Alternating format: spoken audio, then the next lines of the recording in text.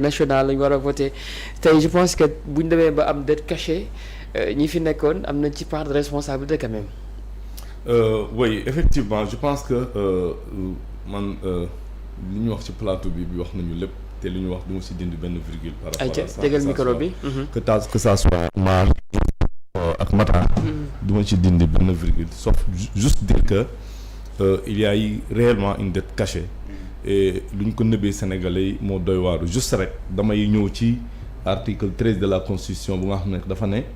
le gouvernement doit assurer la bonne gestion des finances publiques et la transparence dans l'utilisation des ressources.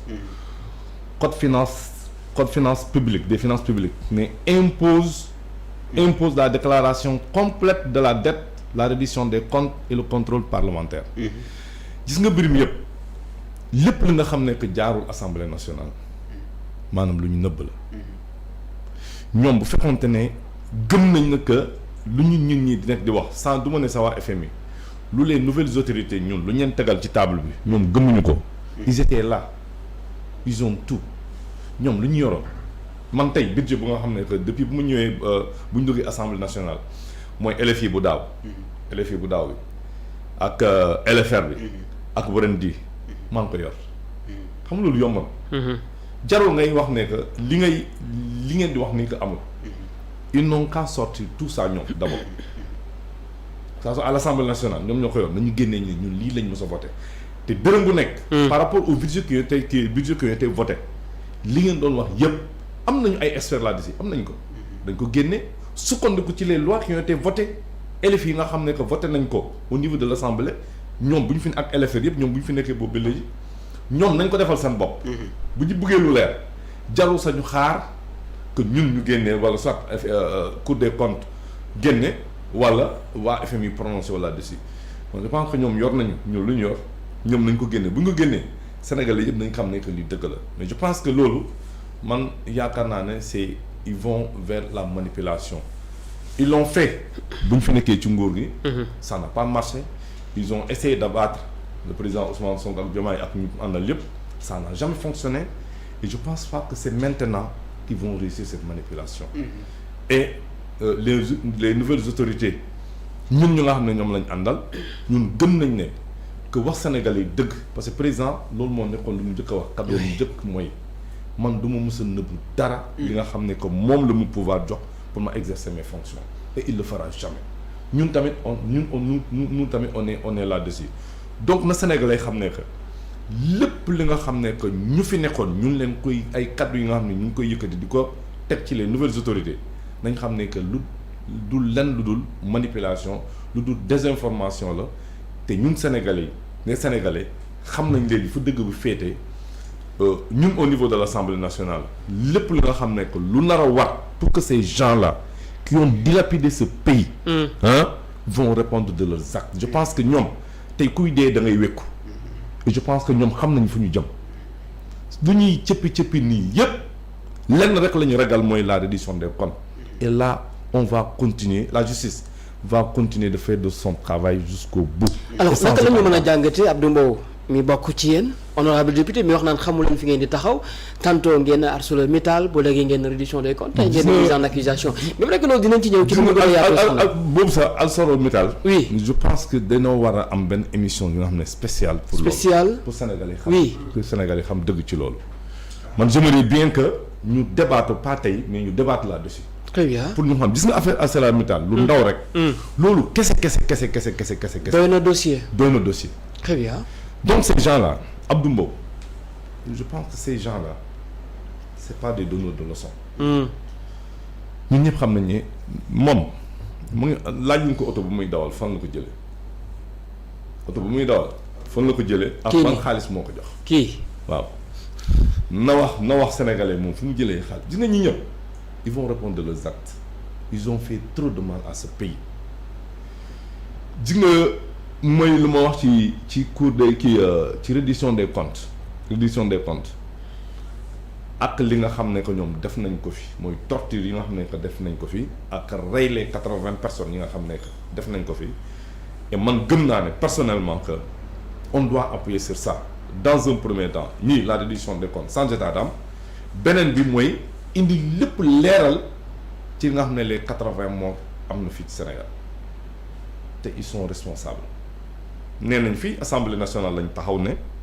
bu ngeen nekk fii di cëppi wala di manifester dañ leen di tax sànni leen si géej bi jën yi lekk leen. Ce sont ces gens qui sont là jusqu'à présent et ce sont ces gens là qui provoquent des trucs de manifestation et etc. Le pouvoir actuel c'est des gens ñi nga xam ne que ils vont pas mettre leurs mains dans la justice demander diw defal ni diw dindil li ils vont jamais le faire mais cette justice là fera son travail jusqu'au bout man loolu laa gëm te ñun nangu nañ ne que temps yéen a ngi dégg ne par rapport ak le président Macky Sall ci haute trahison bi on va aller jusqu'au bout et il y aura d'autres encore ça va suivre gis nga booy man gëm naa ne Albourakh man bëgg naa nga gën a jege micro bi bëgg naa nga gën a jege micro bi oui bi ngay dagg très bien te sa waay fii problème bi xam kan la le problème c'est Macky Sall président Macky Sall oui Macky Sall lañ war a régler mbiram mu jeex benn yoon te man gëm naa ne par rapport à la haute trahison ça existe il y a énormément de choses yi nga xam ne que on a des éléments duñ ko wax on a des éléments sur ça par rapport à la haute trahison Macky a suffisamment trahi ce pays et bu jotee ñoom dañ tal leneen lu dul di ne dañuy woote ay manifestations wala di manipuler les Sénégalais comme lu ma waxoon sànq ils l'ont tantôt fait def nañ lu nekk mënuñu fexe ba réussir c'est pas maintenant ñun ñi nga xam ne que yor nañu le pouvoir et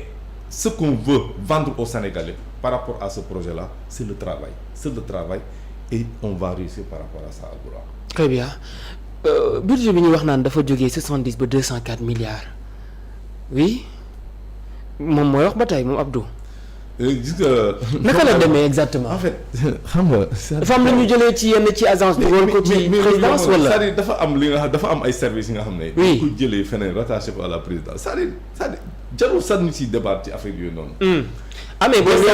ñoom ñu ngi wax ci surtout démb ci seen marché bi. ma jox la exemple. oui allez-y. la SICAP mooy Sonaged xaw ma nag jot nga information bi mooy Sonaged ak HLM fan lañ ko rattaché leen mais mooy secrétaire mortal lañ ko jox. génnee nañ ko fële yóbbu ko fële. c'est-à-dire tey boo xoolee budget bi mooy ministère bu kii Bala Moussa Fofana yor mais effectivement day wàññi foofu. mais par rapport ak moment fële na la day yokku. donc mais tey bu dee Ousmane Sonko c'est un bon gouverneur en réalité laa mën a wax ne. démb gis ngeen note de service bu mu génne. c'est-à-dire ku mënul état ku xamul lu muy gouverner état du defee loolu lan moo tax mu génnee note boobu noonu parce que y a des pratiques qui étaient là gars yi jàpp noonu yàqee na c'est un droit te alors que loolu amut moo tax mu rappeler les gens à la raison. c'est ça gouverner ne leen gars yi kat am na leen li nga xam ne que maa ngi koy gis am na xëy na ñeneen ñu koy jël ñeneen nekkuñ di ko jël mais ma leen di rappeler ne que loolu am na ñu soit da ngay jël lii wala nga bàyyi lii soit nga jël sa indemnité bi wala soit nga bàyyi indemnité bi jël sa oto nga am sa carburant. c'est-à-dire bëri na ay affaires yi nga xam ne que mu ngi ci administration bi il a rappelé à l'ordre à ces gens-là donc Ousmane Sonko il est dans ça la vérité la transparence ñun loolu la ñuy bëgg a wone ci gouvernance bi et surtout la rigueur et le courage de dire la vérité aux Sénégalais. Albourakh. Maintenant ce Abdou Mbow moom vraiment c'est pas un donneur de leçons. mais honorable dañ ne en 2026 l'État du Sénégal va dépenser 1190 milliards de francs CFA juste pour payer les intérêts de la dette du maanaam du ci tabax école ni route ni dara. dañuy fay rek lan la ko mën a expliquer en 2026 par rapport ak les prévisions. non xam nga ma yokkal la ci 4000 milliards d'amortissement à la dette. qui va devoir sortir. ñëwal honorable. xam nga loolu c'est tellement important c'est pourquoi ñu def loolu parce que tey ñun ci phase redressement lañ nekk donc avant nga jóge ci benn étape am na dette yi nga xam ne que il faut nga éponger ko ba pare te ñoom xam nañ ne ñun au niveau de l'Assemblée les priorités de ce pays d'abord dans un premier temps avant ngay tabaxaat leneen lu mun ko doon il faut d'abord régler ces dettes là boo xoolee je pense que boo xoolee ci kii bi nii il y a je pense 355 milliards yi nga xam ne que dem na ci dette bi day dem ci dette bi Absolument. donc loolu day montrer ne que réellement